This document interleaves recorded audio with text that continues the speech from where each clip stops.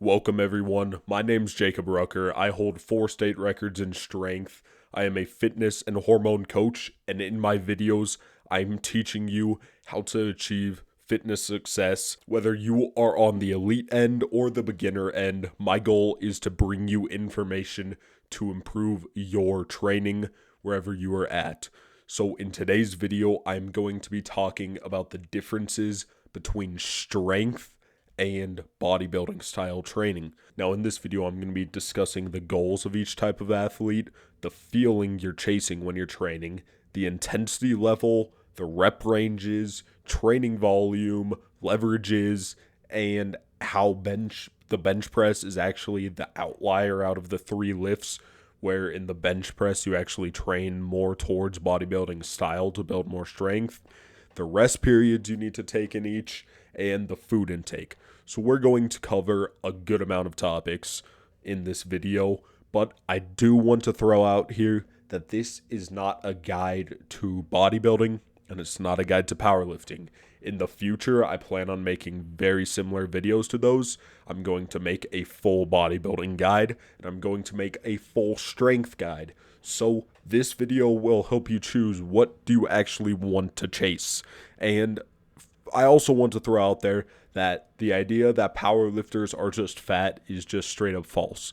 Now, powerlifters are nowhere near what they could be in their physique, but powerlifting does not come with becoming obese. 2 other sit-down videos I'm going to be making soon is 1, I'm going to be making a video reviewing Jeff Nippard's study on himself that he has been conducting over the past year, once that gets published. And then 2, I'm going to be making a video on testosterone once again, and I'm going to be discussing one specific topic on how testosterone actually makes you hold more water and how that water intake makes you look a little fatter. So you may want to know a few tips on how exactly you could avoid that. So let's bring it back to the point of this video and start talking about strength versus bodybuilding training. Let's talk about the goals. Now, in strength training, your goal is to lift as much weight as possible with as little body weight as possible, or in other words, to get the highest DOT score, which is how you determine how impressive your lifts are. In bodybuilding style of training, your goal is to simply have the largest muscles and have muscles that flow in the most aesthetic way. Now, this changes based off what division you want to compete in, if you plan on competing, or what your goals for getting into the gym are. But that is the general consensus for each of these. First, I want to talk about the training feeling in each styles of training. So the feeling in powerlifting versus the feeling in bodybuilding is very different. I actually just switched to bodybuilding training, and I am extremely sore because of these changes that I have made. I have never been this sore in the past 2 years, so it is very drastic, the difference it has on your body and how it impacts it. Now, in strength training, your goal isn't actually just to stimulate hypertrophy. Your goal is to lift as much weight as possible at a lower rep range while not having your central nervous system take over or impact the amount of weight you can lift. So because of this, you are capable of the maximum amount of load you could put on your body. So it is very strenuous. It's that feeling of your head being about to pop, but it actually doesn't make you too sore. There is nobody who has actually trained bodybuilding properly and trained strength training properly who would argue that powerlifting makes you just as sore as bodybuilding. You do not train to maximize hypertrophy. In fact, you don't maximize hypertrophy at all, and I'll be discussing that later. Now, in bodybuilding, you're not necessarily aiming to chase soreness. Soreness isn't a good indicator of whether it was a good lift, but you know if you're sore, then more likely than not, you're making some sort of progress. One other minor difference between the two is that in powerlifting, your joints become much more sore because once again, you're loading them to a much greater extreme versus bodybuilding. You're letting some fatigue set into your muscles and you're still training them when they're not fully at their strongest so you're not going to be able to lift as much weight as a power lifter, and therefore your joints aren't going to be in as much pain as a power lifter. Now I'm going to move on to training intensity. Now, training intensity is quite the complex thing in powerlifting. It undulates. So what this means is that it jumps up and down. You're not always training to failure. Sometimes you're training very far from failure, and you actually, in fact, are very rarely training to failure. Now, this is because of the exact idea of training to failure fatigues your central nervous system a lot. You're tired after that. You're doing low reps, and if you train to failure, that's a lot of load on top of your body. Now, on the other hand, for bodybuilding, you're either training 2 reps from failure or you're training to failure. And normally you want to match a specific amount of volume with each of these. So I'm going to get into this more in a second. But for a bodybuilder, if you're 2 reps from failure, you need more volume. And if you're going to failure, you need much less volume. But the conclusion is that both of these do have the same outcome, same amount of muscle growth, at least in the studies I've seen. But in powerlifting, your goal's very different. It's much more of a fatiguing feeling, as in, God, I'm tired. Next set is going to be exhausting, not next set is going to be painful. That's a different feeling right there. Now, both of them scare you a little, and that's good. You're probably not training hard enough if neither of them scare you. But the idea is, in powerlifting, you stay much further away from failure and stay at lower reps so you could go heavier, and then you bring it heavy over time. And once you start building fatigue, boom, drop it back down. And you let yourself recover, get big and strong, and you're up here again. And that cycle repeats. Now I'm going to get onto rep ranges. And this is something that a lot of people debate, but it's quite simple. You don't need to make too much of it. So for rep ranges in powerlifting, you stick much lower.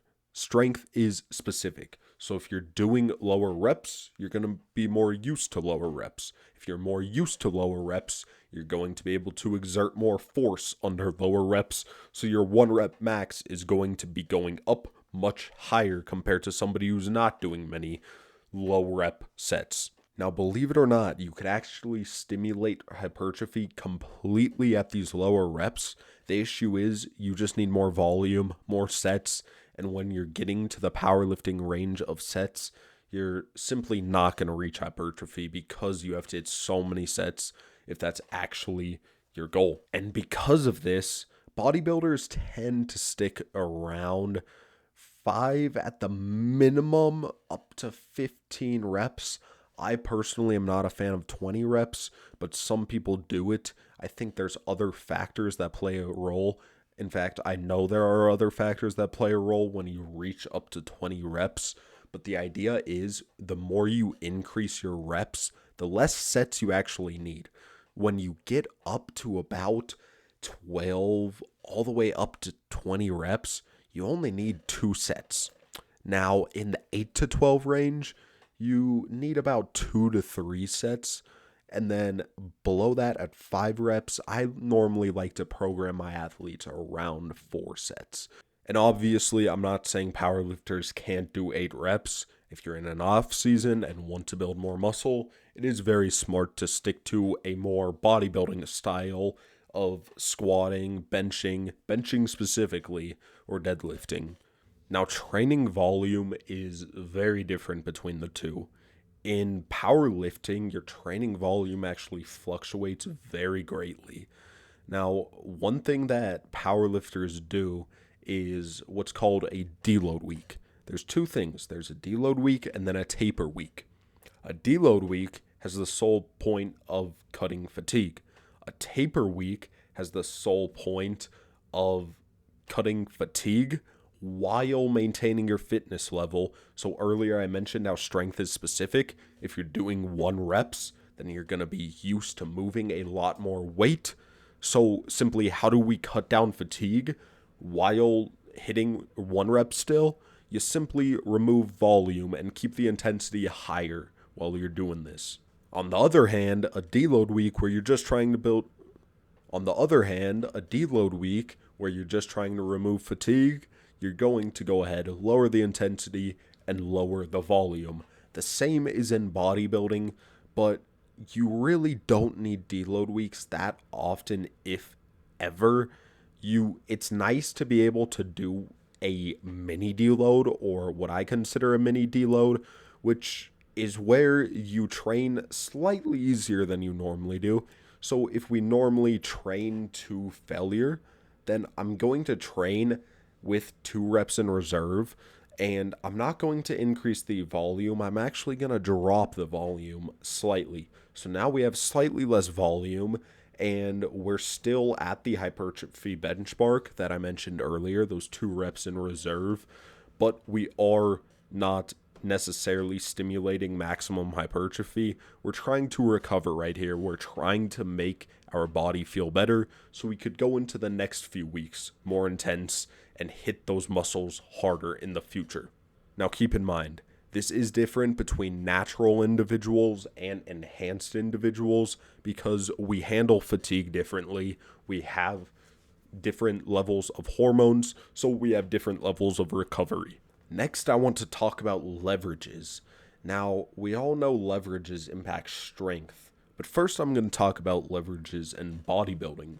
Leverages in bodybuilding are interesting because they're not something you have to worry too much about, but they're something you have to get used to. So you may not be able to handle the same amount of fatigue as another individual. You need to look at how much you're actually progressing.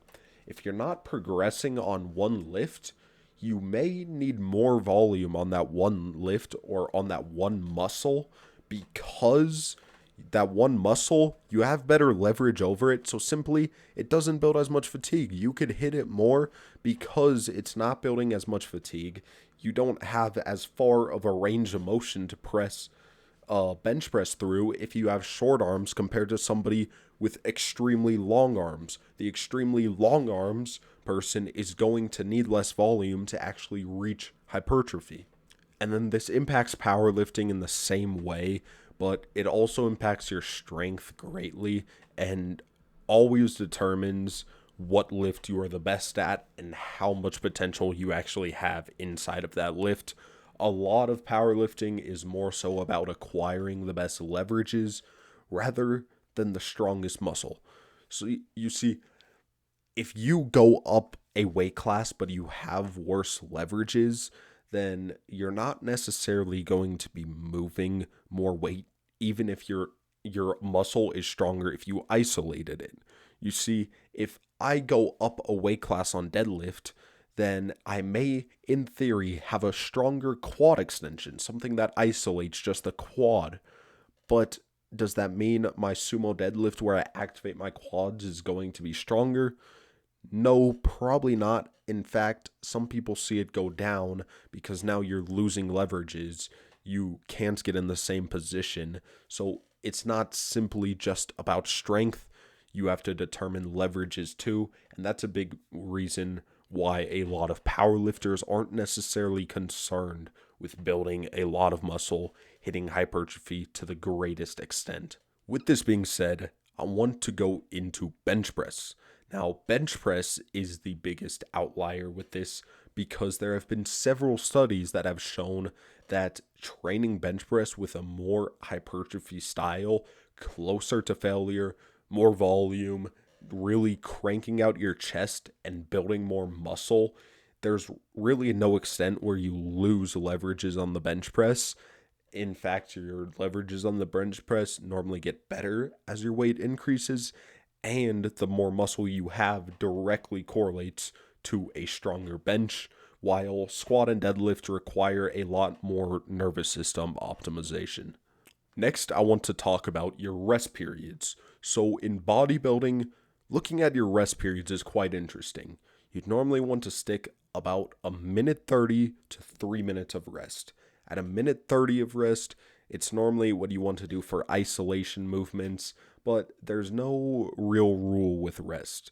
The one thing you want to pay attention to when you're resting is to be going ahead and sticking at least to 80% of your original weight. When you drop below 80% of the original weight, what this actually does is it makes it so you're not going to hit hypertrophy to the same level as you were before, or the same level that you could. So once that happens, you're either not resting long enough or you've hit too many sets. You need to stop hitting that muscle.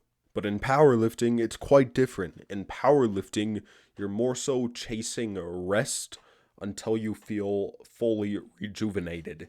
You don't want to be fatigued going into your next set, because that fatigue is simply going to impact how well that moves. If it moves bad, then you're just carrying more fatigue onto your next session, and it's going to snowball your training. So it's better to rest longer in powerlifting, and there's really no rule against resting too long unless you start to lose strength because your muscles get cold. But yeah, it's really whatever you feel like is going to help you exert the most force inside of powerlifting. While bodybuilding, it's how you feel to exert the most force, but also not resting excessively, where it gets to the point where that muscle is no longer broken down or in a compromised state. On to the final topic I have for you guys, and that is food intake. So the food intake between a powerlifter and a bodybuilder, well, it's pretty similar, but it is slightly different. A powerlifter wants to be getting more carbs and more energy because they're always striving to exert the most force with less effort needed. But a bodybuilder, I believe, because of your hormones, you actually don't need many carbs. You need a high fat intake, a high protein intake, and a moderate carb intake. That way you have fuel, and then you're stimulating your hormones to help you reach the best level of protein synthesis. Thanks for watching. Join my email list in the comments, subscribe, and remember, as always, perspicacity is our grindstone for success. Keep on grinding, boys.